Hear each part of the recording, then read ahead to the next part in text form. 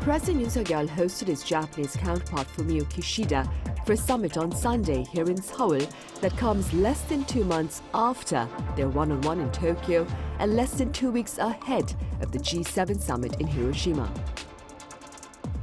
So what were the main issues on their agenda? What has been the response to Prime Minister Kishida's expression of sorrow for the past sufferings of Koreans? And what are the tasks ahead to further enhance bilateral ties?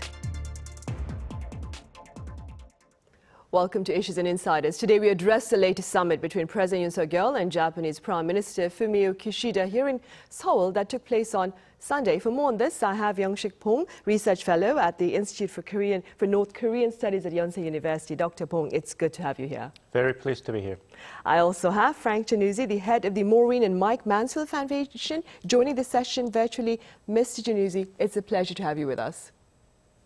My pleasure as well. Dr. Bong, we'll start here in the studio. Let's begin with your assessment of the Seoul summit between the leaders of South Korea and neighboring Japan.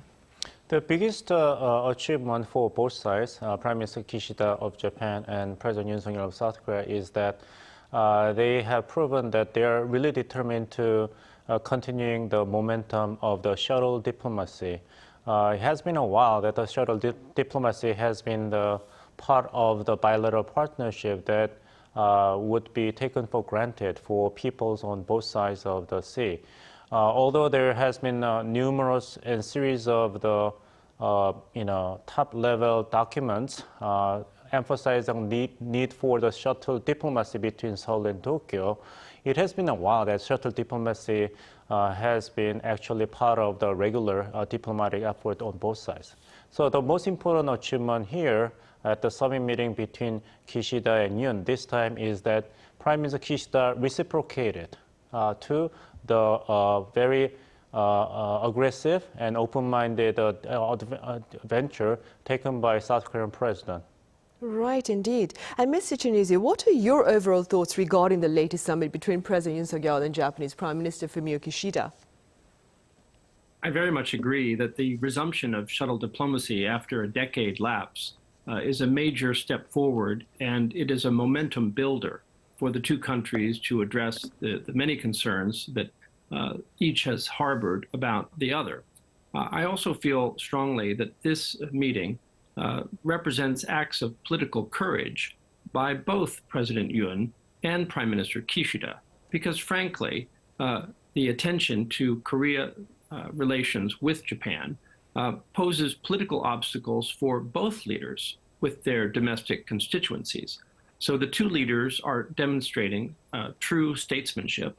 They're putting national interest above partisan politics or short-term political gain, and they're pursuing shared security, economic, and values-based interests, which I think are in the best interests of both peoples as well as the best interests of the United States. So I think this summit represents a real major step forward in the resumption of what I hope will be a sustained effort by both countries to strengthen their bilateral ties.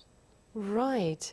Dr. Bong, Mr. Jannuzi just mentioned security, and with regard to that, the two leaders reaffirmed their commitment to regional stability in the face of North Korea's military threats and hostile rhetoric. What were your takeaways from their talks with regard to security?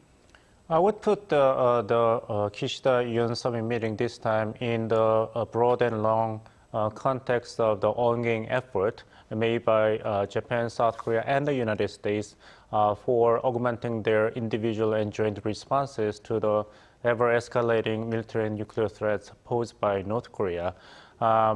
This summit meeting is between the great summit meeting between President Yoon and U.S. President Joe Biden in commemoration of 70th anniversary of the security alliance between South Korea and the United States, and the stepping stone toward the G7 summit meeting, which will be held in Hiroshima, Japan, in less than 2 weeks. If we extend the timeline even further in the past, then this is a continuation of the agreement forged by three leaders at Phnom Penh in November last year. And if we even extend the timeline even further in the past, then this is a continuation of the joint security effort made by three leaders in Madrid, Spain, in the sideline of the NATO summit meeting. So this is a very clear commitment, demonstration of commitment made by President Yoon Suk Yeol and Prime Minister Kishida that the trilateral security cooperation will be continuously strengthened by the consensus among three countries toward more reliable joint deterrence and defense against nuclear North Korea.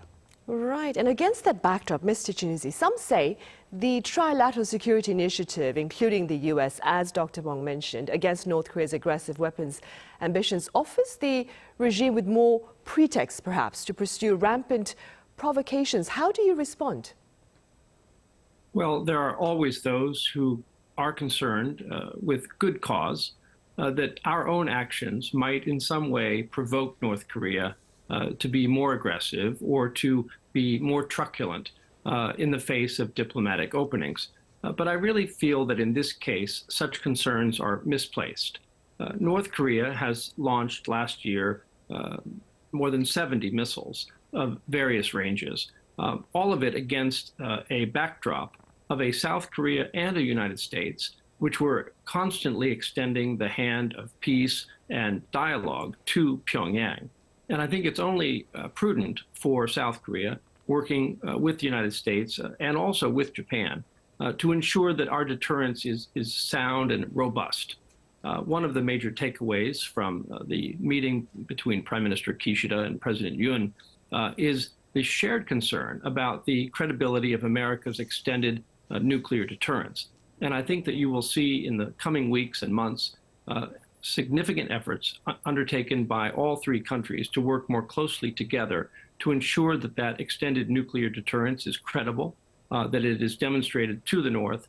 And I don't worry that such deterrent steps will prove to be a provocation to the North. To the contrary, I think that should we fail to take such steps, it would really only invite North Korea to be more aggressive in the future. So in this case, I think that the three countries working together are taking necessary, prudent, modest steps toward ensuring a credible deterrence.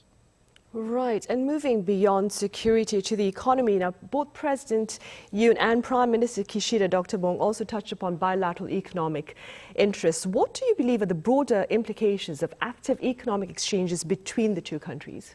Well, I made two observations regarding those leaders considering the ways for mutual cooperation on economic matters. One is the absence of any clear signs that both countries are greatly concerned about so-called economic pressures coming from Washington in terms of Biden's style of the America First policy, favoring domestic industries and consumers of the United States. That negative response to the U.S. action is conspicuously missing in the outcome of the summit meeting this time. So both leaders are giving benefit of doubt to the Biden administration in terms of the economic cooperation, not just between South Korea and Japan, but also among three countries. So this is a huge victory for Biden administration, at least for a while. Second thing is the timing of this Kishida's return visit to Seoul, which is far earlier than expected by many observers of Korea-Japan relationship. Then what explains this decision, timing? Then I believe that the Kishida administration of Japan did not want to lose any momentum as a country hosting the G7 summit meeting, as well as a country that has a huge stake in the outcomes of the Yoon-Biden summit meeting in Washington. So the timing of the Kishida's return visit to Seoul is designed to get the best maximum benefits for Japan as a participant in the trilateral security and economic cooperation. Right, and staying with the economy, Mr. Jannuzi, what can you tell us about the potential economic gains for the two countries? Well, just last week, the Mansfield Foundation was proud to host a trilateral legislative meeting in Washington, D.C. with elected representatives from the National Assembly, Japanese Diet, and the U.S. Congress. And during their days in Washington, the legislators had a chance to sit down with representatives of the U.S. Trade Representative Office working directly for the president.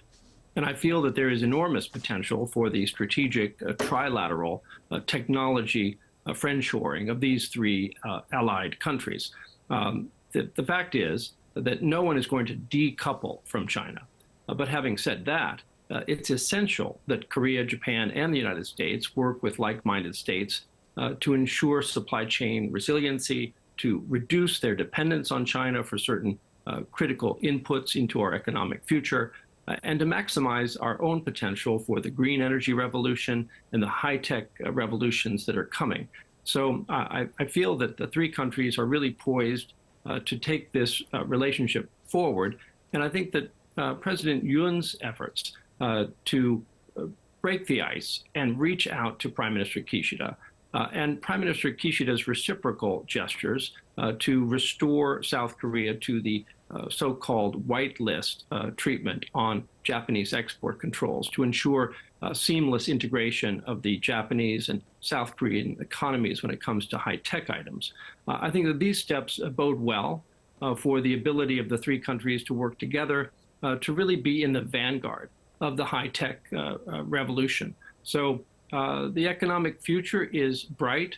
I think what is still left to be seen is when the United States will resume an appetite for rejoining the trade architecture that Japan and South Korea are building in the Indo-Pacific region, specifically the CPTPP, the Comprehensive Trans-Pacific Partnership, which I think Korea will likely join in the not too distant future, and which I hope someday the United States will navigate a pathway back to join.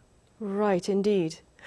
Meanwhile, Dr. Bong, here at home, President Yoon has been seeing lower levels of support for advocating closer ties with neighboring Japan, despite its false, distorted historical and territorial claims. Do you suppose these summits between South Korea and Japan would serve to perhaps ease the public reservation here on the local front? If the outcomes of the summit meetings between the two leaders would help ease the criticism and the concern among South Korean public toward the Yoon Suk Yeol government of South Korea, there will be golden for President Yoon Suk Yeol. But we have to ask whether that's the primary interest for President Yoon Suk Yeol himself, whether he is primarily interested in getting more public support and affection by maintaining hardline policy toward Japan. As the previous two administrations, both conservative and liberal, used to be. I think Yoon Suk Yeol's focus is not to gain public support from particular Japan policy, but it is to carry out what he truly believes and where he puts his mouth, meaning that he likes to cite the Harry Truman's word that buck stops here. So he seems to be genuinely interested in becoming the Korean president who will bring the substantial, at the same time, pragmatic support and interest for people on both sides, especially young generations on both sides, and try to begin with the things that can be managed and settled, although the historical and technical issues may have to wait for more time and effort and the right timings to be completely and satisfactorily settled by both sides. So I think this is not a decision mainly focused on gaining political populism or votes in the elections, but it is to be President Yoon Suk Yeol himself. Right, I see. Dr. Bong, this is an impromptu question. Now, as reported by several media outlets here and, of course, in the US, Prime Minister Kishida stopped short of offering a direct apology, but he did acknowledge that his heart, and I quote, aches as many suffered in harsh environments during Japan's colonial rule. That being said, do you suppose that this is perhaps, his expression is perhaps a step in the right direction in trying to bridge the gap over historical differences between the two countries? I personally think so, right. His remark has a very similar tune to the words of the statements issued by the former Prime Minister of Japan, Murayama, in commemoration of the 50th anniversary of the end of the Pacific War. It was clear that the former Prime Minister of Japan, Murayama, delivered a message not as an official statement representing the position of the Japanese government, but from personal, emotions about the sufferings and pains caused by Japan's responsibility in the Pacific War. I guess Prime Minister Kishida's statement is designed to serve the same purpose, that although as a prime minister, he has responsibilities, right, for protecting the interest and position of the Japanese government and its people, but at the personal level, out of genuine recollection and contrition of the unfortunate past, I think he wanted to deliver his personal feelings in a very genuine terms to Korean people, especially for the victims. Right. Meanwhile, Mr. Jannuzi, does Japan's planned release of radioactive wastewater from its crippled Fukushima nuclear power plant look to perhaps affect its image on the diplomatic stage, especially amid global efforts to better protect the environment? Well, yes, and if I may, I'll just briefly comment on the sincerity I found in Prime Minister Kishida's heartfelt expressions of remorse. I think that it was important for him to make those statements, and I think that it referenced not only the spirit of the Murayama apology, but also the spirit of the Kim-Obuchi joint statement. And I think by underscoring and reiterating the sincerity of that apology, even if he didn't say once again the words that he was sorry, he clearly was referencing heartfelt feelings and underscoring that his administration will stand behind the apologies of the past. With respect to the water at Fukushima, I visited there with a joint congressional delegation just last month, and we were fully briefed on the planned release of the treated water. And the main thing that I think Japan is trying to do here is to be very transparent. By bringing South Koreans to observe the release, they're trying to ensure to South Korea and to the world that this release is completely consistent with the very best IAEA safety standards. In fact, if you were to drink 2 liters of tritium-treated Fukushima water per day for a year, your total intake of radiation would still be 500 times below the level that is considered safe by physicians and the IAEA. So the science is clear, but what is lacking is confidence. And I think this gesture is a gesture of transparency and an effort to try to ensure to the Korean people that the Japanese government has nothing to hide with respect to the release of the treated water. Right. And moving forward then, Dr. Bong, what are some of the immediate tasks for the Yoon administration following its latest interaction with the Kishida administration? Well, the most important thing for Yoon Suk Yeol government of Korea is to stay the course, because it is expected that this very bold initiative taken by the South Korean government toward Japan is subject to severe criticism and very deep doubt, considering the long history of the downward spiral of the bilateral relationship between South Korea and Japan. So there is no quick solution to this long stalemated relation between the two countries. There's a saying that if a person does not do anything, that he will not be held responsible or criticized. So Yoon Suk Yeol government of South Korea made a very bold initiative, which is naturally subject to criticism and suspicion. But the important thing is that at least in the initial round of the shuttle diplomacy, it was reciprocated by Prime Minister Kishida. So this is the first scoop, not the first bite of the apple, not the last one. So the best recipe for success for Yoon Suk Yeol Japan policy would be bringing in more and more and steady and tangible benefits for Korean people. Then people will get out of the very concrete suspicion and distrust towards Japan. Right. And Mr. Jannuzi, what do you believe are some of the potential tasks for the Kishida administration in light of its latest exchange with the Yoon administration? Well, Mike Mansfield famously said that the U.S.-Japan relationship was the most important bilateral relationship in the world, bar none. Were he to be alive today, I believe he would acknowledge that the U.S.-Japan ROK trilateral relationship is the most important trilateral relationship in the world right now, bar none. And I think that the agenda for the three countries is long. Joint action on supply chain and resiliency, joint action on deterrence and peace and stability on the Korean Peninsula, joint action addressing the challenges posed by a rising China and its threat to some of the norms of the international rules-based order, and joint action to address the issues of the day, such as climate change and the future of pandemic response. So the agenda is long and fruitful. The need to act on that agenda is clear.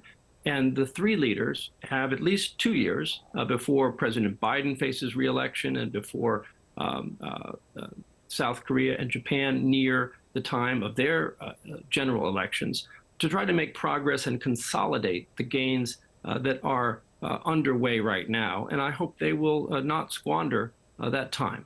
Right, and talking about not squandering the time, Dr. Bong, during the press conference after the summit on Sunday, pundits say that President Yoon Suk Yeol left the door open for a role for Japan to play with regard to the Washington Declaration agreed between Presidents Yoon and Biden. What are your prospects with regard to a potential role to be undertaken by Tokyo? His answer can be interpreted in a way that would give increased alarm among South Koreans who are really concerned about remilitarization of Japan, even in the context of the trilateral security cooperation with South Korea and Japan. So a more detailed explanation should be made by the President's office in order to pacify any real or unreal concern among South Korean people about the upsides and downsides of the expansion of the Japan's military contributions to regional security. But I believe that President Yoon meant to say that the door is open for Japan, or in that regard, any countries sharing the same universal values and principles with South Korea as globally responsible stakeholder to make contributions to regional and global security and peace, as well as prosperity in any way each country is capable of. So in that regard, that his statement is meant to say that Japan is welcome to join this joint effort to provide any possible contributions to the stability in the very shaky global security and economic situations. Right, given the geopolitical concerns out there, of course. All right, Dr. Bong, as always, thank you very much for your time and your thoughts. And Mr. Jannuzi, thank you so much for your insights today. 감사합니다. Right, thank you. Well, that ends Monday's edition of Issues and Insiders. Do join us again same time tomorrow. That is Tuesday. Thank you for now.